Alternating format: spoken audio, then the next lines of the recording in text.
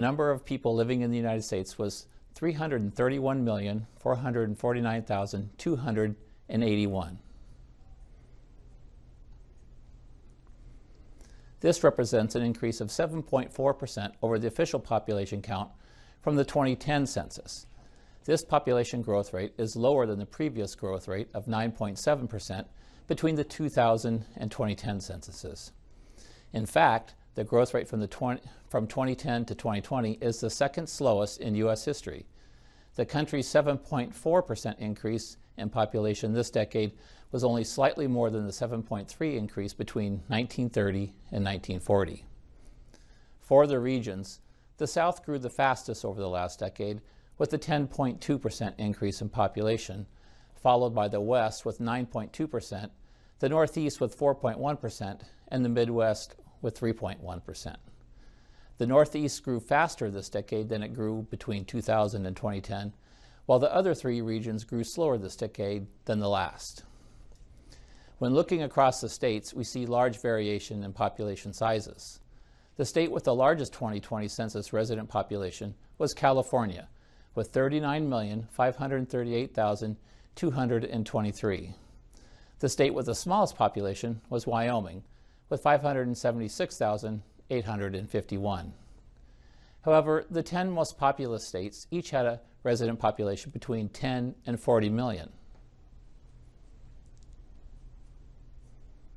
while the 10 least populous states each had a resident population between 500,000 and 1.4 million. The population of most states grew between 2010 and 2020.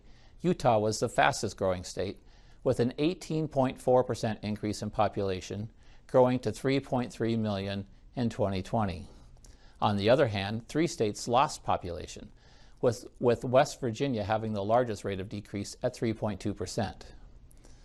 The population of District Columbia grew by 14.6%.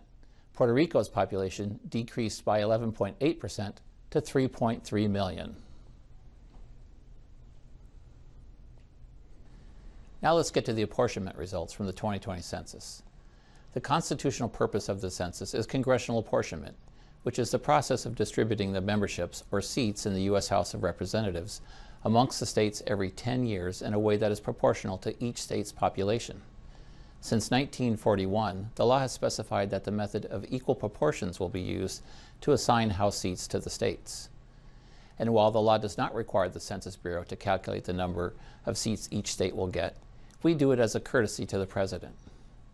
We apply the required method to the apportionment population of the 50 states, not including the District of Columbia and Puerto Rico, because they have no voting seats in the Congress.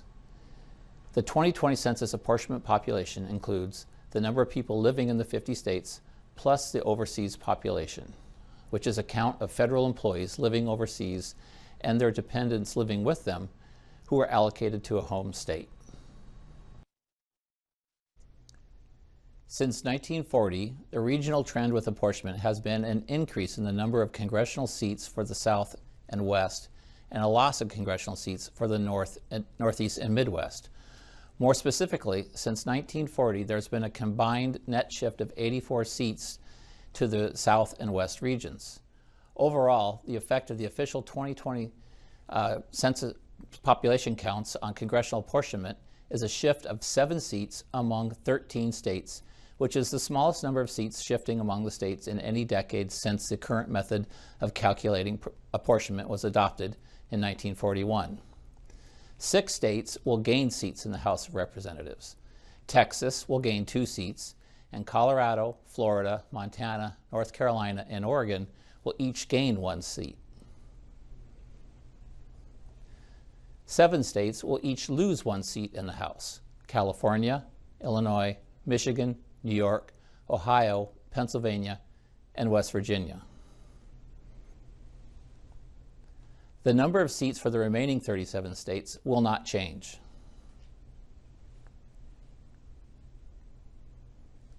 The states that will have the most representatives in Congress are California with 52 seats, Texas with 38 seats, Florida with 28 seats, and New York with 26 seats. These 4 states are the most populous in the U.S., with each having more than 20 million people, and together those states will hold about a third of the total seats in the House of Representatives. Also, each of the 6 least populous states will have less than 1 million people and will have only 1 seat. After the first apportionment occurred based on the 1790 census, each member of the House represented roughly 34,000 people. Now, the average population size of each House district, based on the 2020 census, will be 761,169 people, which is an increase of 50,402 people per representative when compared to the average of 710,767 people per representative based on the 2010 census. And those were the first results of the 2020 census. We have taken the time we needed to produce the high-quality statistics that we and the public expect. While no census is perfect, we are confident that today's 2020 census results meet our high data quality standards. We would not be releasing them to you otherwise. The Census Bureau is committed to sharing what we know when we know it to help the nation understand the quality of the 2020 census results. Despite all the challenges of the pandemic, the completeness and accuracy of these first 2020 census results are comparable with recent censuses. We had numerous quality checks built into collecting the data, and we have conducted one of the most comprehensive reviews in recent census history during data processing. Later today, we will release the next set of operational quality metrics and additional quality indicators. This afternoon's release will be unprecedented in how soon after the census we are able to provide operational metrics down to the state level. They are just one of the many ways we evaluate and assess the quality of the 2020 census. While our assessments won't change the results of the 2020 census, they will inform and influence our planning for the next census. We are also looking forward to sharing more 2020 census population results with you later this year, including redistricting data, statistics on age, sex, race, and ethnicity, and details about the center of population. The results for the U.S. island areas will also be provided in a separate release at a later date. States, as well as the public, will receive the data they need to begin redistricting by August 16th. The Census Bureau will also deliver the final redistricting data toolkit to all states and the public by September 30th. COVID-19 related delays and prioritizing the delivery of these apportionment results today delayed our original plan. Different from previous censuses, the Census Bureau will deliver the data for all states at once instead of on a flow basis. Finally, I want to take a moment again to thank our tireless, hardworking staff for everything they have done to ensure the delivery of today's data and future data releases from the 2020 census.